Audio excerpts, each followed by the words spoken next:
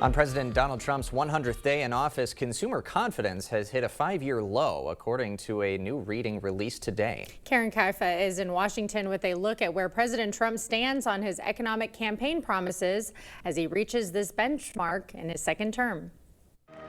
The White House touting President Donald Trump's economic agenda on day 100 of his second term. President Trump is delivering on his promises to lower costs for American families and businesses. But research nonprofit The Conference Board's April reading of consumer confidence hit its lowest level in almost 5 years, with tariffs top of mind for consumers surveyed. Basically, anyone who's making a big purchase, whether it's an air conditioner, a refrigerator, a washer, a dryer, is thinking much harder about tariffs than they wish they ever had to, and they're not quite sure what to do or when. The White House touted progress in things like job creation and labor force participation for those without a high school diploma since Trump took office, and slowing inflation. But Cardiff Garcia, editorial director for the Economic Innovation Group, says those indicators can lag. Things look fine, but it doesn't mean that things actually are fine. It just takes some time for actual things that happen in the real economy to translate into those economic indicators. Justin Wolfers, professor of economics and public policy at the University of Michigan, says the tariff uncertainty for both businesses and consumers could slow spending and the U.S. economy. Lots of families are sitting around the kitchen table right now worried about the prospect of a recession.